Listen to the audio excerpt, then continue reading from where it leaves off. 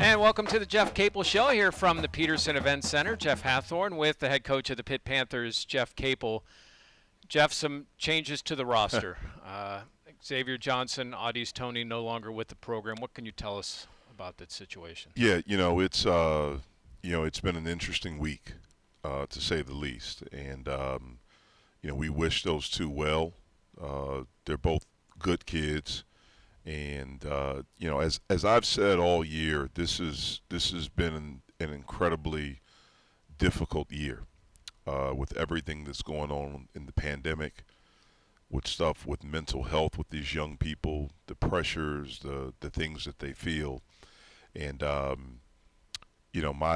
I've said all year, I hope people don't judge these kids both on and off the court, for decisions that they make. There are a lot of factors that go into these decisions. And again, we wish them well. And for us, we're trying to focus on the guys that we have, and to finish our season as strongly as we possibly can. So, Jeff, how does this impact the program long and short term? Yeah, right now it obviously hurts our depth, more so with Xavier. And I say that not diminishing Audis, but there was probably a good chance that he wasn't going to play for the rest of the season anyway because of the concussion. We knew that he was going to be out on Sunday. I wasn't sure about Tuesday, and then we weren't sure about the last game. And so we've played a game, without Audis. But it definitely affects our depth, our experience. Those two guys were two of our most experienced guys. So that's in the short term. Long term, I don't see any effects, to be honest with you. And again, that's not doing anything or saying anything to diminish them. But we have to recruit. We have to get guys. We have to continue to develop the young men that are in our program, and that's what we plan to do.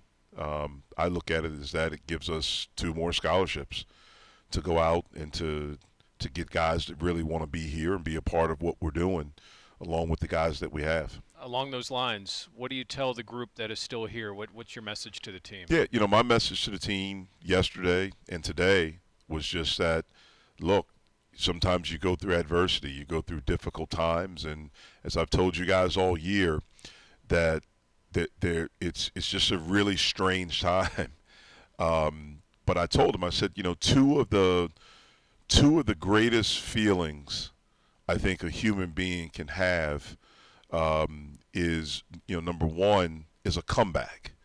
If you're able to come back from something, like a lot of people fall, a lot of people go through difficult times, adverse times, and you find out who you are. You find out who's with you. You find out who's in your corner. You find out what you're made of. And as we've talked about since I've been here, fighting. And so to come back from something, to come back from an adverse situation, that's a great feeling. People in this, like, you love a great comeback story, a fall from grace, and then all of a sudden the person comes back. In my mind, I keep thinking of Tiger Woods when he won the Masters, the last time after everything that he's been through. And so that's the first thing. The second thing, to me, one of the second greatest accomplishments, or greatest feelings, I should say, is when you finish something. And, we have a chance to finish the season strong. And it's an opportunity for other guys. I use the analogy with them. I think it's something they can relate to, and maybe we all can relate to. I know for me, one of the greatest feelings was when you finished final exams. Even if I bombed, I was just glad it was over with. And we have a chance to finish strong, and for us, we have to race to that finish line, and we have to get after it. So it's an opportunity for other guys to step up. Other guys are going to get playing time. I feel like we still have good players, and everyone just has to step up a little bit. All right, I want to ask you about some of those guys who might get increased playing time and you're going to count on. Plus, Gilbert Brown, the former Panther, is going to join us, and Seth Greenberg, who before he was on ESPN and at Virginia Tech, he was an assistant coach right here. We're going to discuss all of that as we continue. It's the Jeff Capel Show on the Pitt Panthers Radio Network. We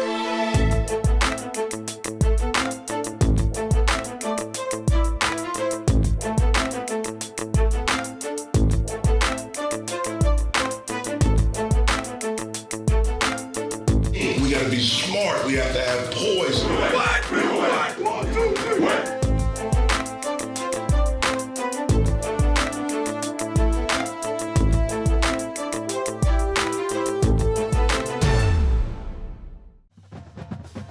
And welcome back to the Jeff Capel Show here on the Pitt Panthers Radio Network. We heard Nike's name. It seems like he's getting into a little bit of a flow.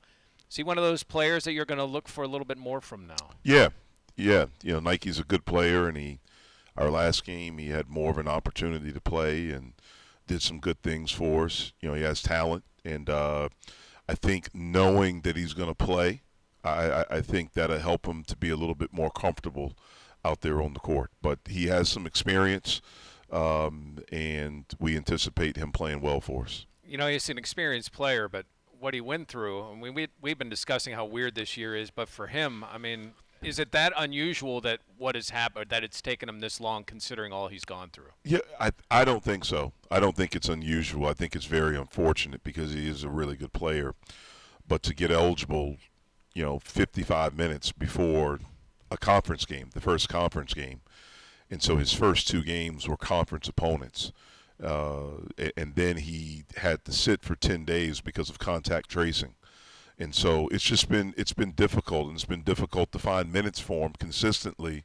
But I think he's ready for this opportunity. I think he's certainly been training for it, and I think he'll make the most of it. Jeff, we talked to Milan last week about Femi, and you could hear a little excitement, especially defensively with his reach. What have you seen in the progression from Femi this year? You know, another one that's been, remarkable. Again, what he went through prior to the season. I mean, this has just been such an odd year, man, in so many different ways. And number one, it still amazes me at times when I see him out there, because when I went to the hospital, to the emergency room that night, and I saw him, I thought there was no way that he would be able to play this year. And not only play, but he's played very, very well. And I think he has a big upside. He has a good feel for the game, offensively and defensively. He has good size. He has length. He's a good athlete, and he has a toughness about him. And I think he wants to be good. And so that's something that we're going to continue to work with him on, challenge him on. But he'll certainly get more of an opportunity now. Obviously, you're going to need some help rebounding and a little bigger body. Where do you think William Jeffress, I mean, is he a guy that could find some minutes here? Yeah, Will played well for us early in the season. And then as we got to after Christmas, his playing time decreased a little bit. But I'll tell you what, his attitude has been terrific. We believe in Will. I mean, we really, really believe that he's going to be an outstanding player here and a guy that's going to help us change this program. You're talking about a kid that probably should be a junior in high school, just turned 17 years old. And I thought he did some really good things in our last game, the last couple of games. But, it's funny, man. I look at him, and I said this to him a couple of weeks ago, like he looks taller to me. He's looked like he's gotten a little bit bigger. He's gotten in and he's worked. And I think he has a really, really bright future here for us. Yeah, it's crazy because, I mean, he just started driving a car not long ago, so he might have more inches in him. I think he's going to grow. I really and truly do. And we are very, very excited about him and his future. I mean, he's at 17, he has a maturity, a desire. Like you have these conversations with him, and it's amazing how he sees everything and how he observes everything. And he's a kid that really wants to be good and wants to learn how to be good. He knows he doesn't have all the answers, and so he wants to absorb. And we have to continue to pour into him, to help him continue to grow. Is there someone else that maybe we haven't seen a lot of minutes from that could be getting some here? Yeah, I think Noah Collier's a guy. I mean, he's another one that just has continued to get better in practice, has continued to work, has started to understand how to work, and he's done some really good things for us in practice as well. And so he's a guy over these last few weeks that, we'll get another opportunity. Tell you what, coming up as a guy who was part of the 1,000-point club here at Pitt, he got better every year and progressed in this Panther program. We're going to talk to that player as we continue. It's the Jeff Capel Show on the Pitt Panthers Radio Network.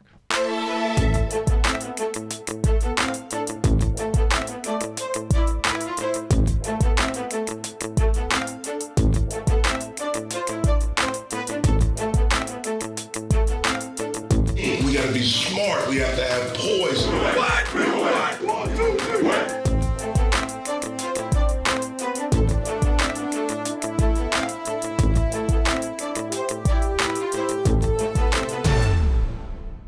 He shot 40% from three his last couple of years. He averaged 11 points, 4 rebounds, 3 assists in his last season with the Pitt Panthers. Former Panther Gilbert Brown joins us right now on the Jeff Capel Show. Hey, Gilbert, how are you? I'm doing great. How about yourself? Gil, what's up, man? How's it going, Coach? It's going. Well, you guys have something in common now, right? You're both coaches. That's right. That's right. I'm up here at South Kent School, my former prep school that I attended before I came to the University of Pittsburgh. Do you appreciate your coaching staff more now that you're a coach? Oh, yeah, I definitely do. Oh, yeah. It's funny. I actually had a conversation with Brandon Knight about being on the other side of coaching because he was my coach when I was at Pitt. So I said, I see what you were dealing with when you had us. See how crazy this thing is, man. Yeah. You played in the G League. You played over in Italy. What stuck out to you about pro basketball in Europe and the level they play at the G League? What stuck out me the most was, the sacrifices that you actually have to put in to stay on top of your game because it's a business at that point, and everybody's out for your job. So the competition level is, high, very high. So really what stuck out to me the most was how much you really had to put in just to maintain that spot on a roster. We're joined by Gilbert Brown, former Panther. And Gilbert, what would you tell current college basketball players about what they need to do to prepare themselves for the next level? I think one of the biggest things that I learned in college that prepared me for the next level was being able to fill a need. And what I mean by that technically is that everything that we did at Pitt and learning from coach whenever he needs you to be a defender or to score or to be a playmaker, whatever it is that you need to be on the court, make yourself valuable. And, there's no replacing that. When you know how to go out there and just play the game, with the basic fundamentals and principles and your natural talent that you have, you're going to be successful at the next level. They can't keep you off the court, and every team you'll be attractable to every team. How long did it take you to learn that? Man, I'll say about my second year at Pitt. I think everything that we learned there about buying in really kind of like molded us to have really, really good professional careers like Brad Wanamaker. You see he's in the NBA. Yeah. Antonio Graves, and everybody who's a Pitt fan knows him. He didn't have a historic Pitt career, but he bought into the system and ended up going out into the professional world and having a great career. There's many guys, Siobhan Troutman, Aaron Gray, everybody that went on past their college days at Pitt end up having really, really good professional careers. Gary McGee's still playing. How did that come about, Gil? Like, was it, when you got there as a freshman, was it the older guys in the program talking to you, teaching you about buying in? Certainly I know the coaches did, but, I've always felt, and I'm interested to hear this, from you as a former player, and now you're in coaching. I've always felt that the best teams, they become the best teams because they police themselves. Like, they hold each other accountable. That happens in the locker room. And normally, that's, when I went to college, I always say I learned more my freshman year from 2 seniors than I did from any coach that I played for. And I'm curious if, how did that come about, learning how to buy in and the importance of that? It's crazy. We just had this conversation today with our kids, in practice about the older kids being responsible and being leaders, just making sure the younger kids know what they're doing and make sure that they're coming out there right. And, basically not getting into trouble off the court as well. But I think how it really comes about is I had great senior leadership, and I had a great team. We may have, fought and disagreed, but one thing, we had each other's backs. And everybody's fighting for the same thing because everybody wants to play, but that competitive nature that we had made us into the team that we were. So I know Brad Wanamaker and Jermaine Dixon, we want the same minutes, but that competition in practice, along with, our attitudes as individuals, because we were all friends. I always tell people, it was a little bit different because when I go out here into the professional world, which I was in now, and I talk to guys about their college experiences, none of them are as close as we are to the teammates that I had at Pitt. And I think that was so important to why we were successful, because we were close. And we could, criticize each other and critique our games, and we would listen to it.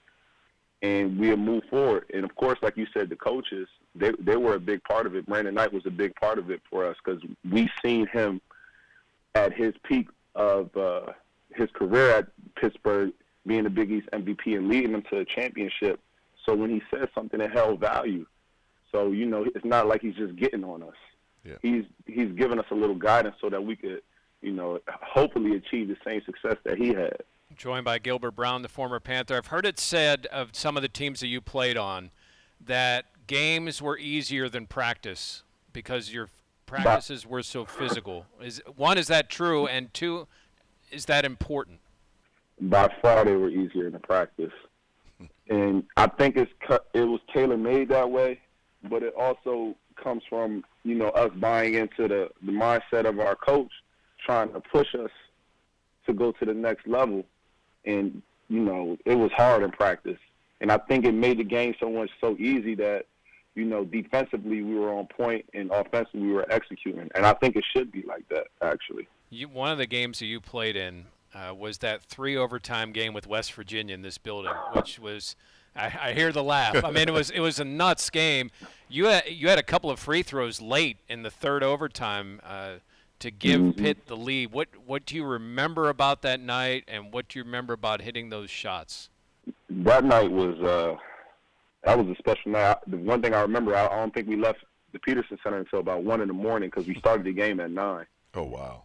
And in the first over, I just remember that ending part of the regulation when Brad makes the save, kicks it out to Trayvon, and Ashton hitting the three, and it's like we have a chance. It was just special, but it was a battle. And West Virginia, it couldn't have been a better opponent because that's the rival, and just beating them how we did was just unique in itself. Well, hey, Gilbert, best of luck, and congrats to giving back as a coach now and helping younger players. Thank you for your time. We'll talk again down the road. Thanks, Gil. Thanks for having me. All right, Gilbert Brown. I want to see that now too. I want to see some video because I'm imagining what that's like. He's one of the leading basketball analysts in all of college basketball. He works at ESPN, and he started one of his first jobs was as an assistant coach right here at Pitt.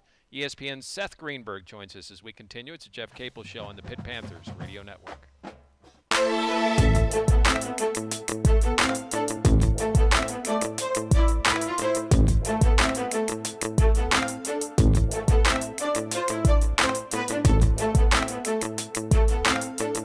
We got to be smart. We have to have poise. What? 1, 2, 3, what?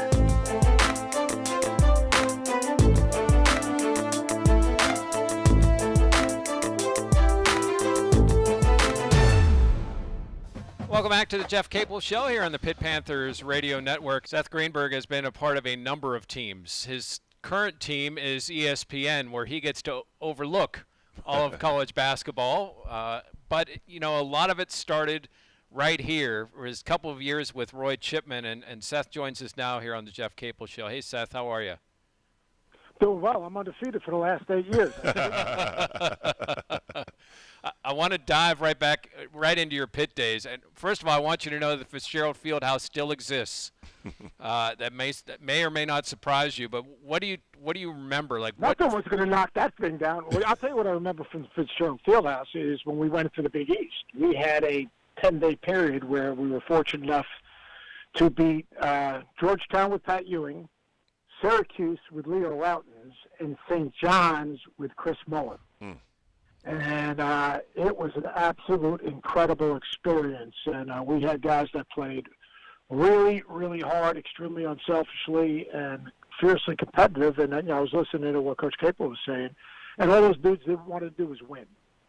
We went into the league, no one expected anything. They didn't think we were going to win any games. All they wanted to do is to prove to guys that they could win and compete at the highest level. Didn't worry about stats, didn't worry about anything else. Everyone kind of did what they did well and competed at a high level, and were pulling in the same direction. And they were culture wins. They were program wins. And I totally understand what Coach is doing and what he's trying to do, and he's doing the right things. Because, in my opinion, you got to have non-negotiables, you got to have core beliefs, and you got to have a standard for everything in your program. And as a coach, you're just trying to help your guys be better prepared for the rest of their lives. And it's like parenting. Sometimes no means no. Sometimes you got to do things that are difficult. But I commend Coach for what he's doing, and I have no doubt in my mind. I know his pedigree. I knew his dad, who was so kind to me when I was just a young coach. I know things are ahead are going to be really exciting for Pitt basketball. Appreciate it. I want to ask you about one person in particular that you coach, Seth, and maybe a guy who could probably single-handedly knock down the Fitzgerald Fieldhouse and Sam Clancy. Sam Bam, unbelievable. Sam was an amazing. You talk about a great teammate. Sam was the most unselfish teammate that we had. He was the best player on the team. I mean, I remember that the year that we had him, he was Superman. I mean, I still remember that. I still have, actually, the media guide from there. There was a big old cape on Sam. Sam was jumping over something. And Sam was all about one thing, winning. He, like, in a sport where, and in a town where he came from, that he could have been different. The only thing he concerned himself with is winning. In fact, during that first season, we were struggling early, and it was hard because we took over for Coach Gerg, who's a legend in Pittsburgh and a great coach and a great, Pitt Panther, quite honestly, and part of a great tradition of Pitt basketball. And it was hard. The transition was difficult. We got some pushback from some guys, and we stood firm. But the one guy that stood by our side, because he understood that someone had to coach the locker room when we weren't there, Sam basically said when we were struggling, he had a players only in the meeting. And I bet I'd be interested to know if he remembers this. He basically told the guys, hey, these are our coaches. We got to buy in, and we got to play for these guys. And that's what we did, what those guys did as a team. And once he made that commitment and basically told them, hey, this is what we're going to be, this is who we are, this is how we win, everything changed. The other thing I remember about Sam is we played that 1-3-1 lane zone. And the whole idea is when you're on the weak side, you had to take away the diagonal pass. Well, Sam was like Superman. Like most guys would have to go all the way down to the block to take away the diagonal pass. Sam would stay like foul line extended. Guys would think it's open, and then he would put it on his cape, fly up, and end up stealing the ball. We'd be out in transition shooting a fast break layup. So Sam's the best, man. I was so blessed to coach him, and more importantly, see that as a young coach, how important one guy can be in your locker room that takes basically responsibility to lead. Because you get the wrong guy in your locker room, let me tell you something, you have no chance. You've got to have a voice in your locker room. It's like, the meeting after the meeting in business. But if you don't have someone coaching your locker room, who's coaching your locker room when you're not there, it either means you're going to be successful or unsuccessful as a coach. And Sam was incredible.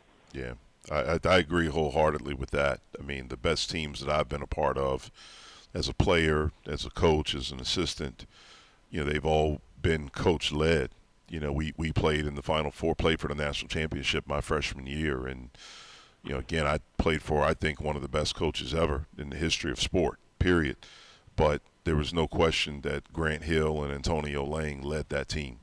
And I would hope my senior year, but we won the ACC, I would hope that Chris Carewell and Nate James and the freshmen and those guys felt the same about me.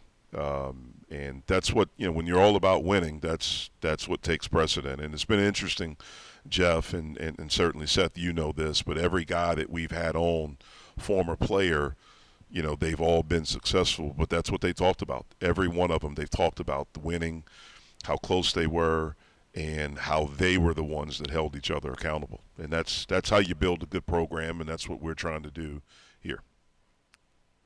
Yeah, Jeff, you were doing all the right things. I mean, I love the way you're trying to get your guys to play with a Pittsburgh toughness about them and a relentless passion and attitude, and that's what that city's all about. I know it's a white collar town now, but it's still a blue collar mindset. And look, I mean, I know you. Just for the people, listen, I know Jeff really well. He was always great to me when I was coaching at Virginia Tech, but he loves the game and he loves the kids who play the game, and he understands what leadership's all about because he went through a PhD program as a player and as an assistant coach, as an associate head coach under one of the great leaders in the history of our game. So, that program's in good hands, and people need to just take a deep breath and understand sometimes you take a step back to move forward. And but if you ever give in to your core beliefs and your non-negotiables, then you have no culture. You can't have a culture without leadership. And for the people that say that, I've heard people say, well, coaches want control. Well, coaches are hired to lead and to set a course and to create a vision. So, if you don't, then why, it's like the line, and why even have a coach? Why don't you just play in the murals? Seth, thank you very much for your time. We appreciate it. Appreciate it, Seth. All right. Thanks for having me. Hang in there, Coach. Better days are ahead. No question. All right, Jeff, good luck. Thank you. Our thanks to Gilbert Brown. Our thanks to Seth Greenberg for joining us in between Sports Center hits, to Matt Pliska, to Amanda Sile, and to Cale Berger. Panthers at NC State Sunday at 4 o'clock. Pregame is at 3:30 with Billy and Curtis on the Pitt Panthers Radio Network.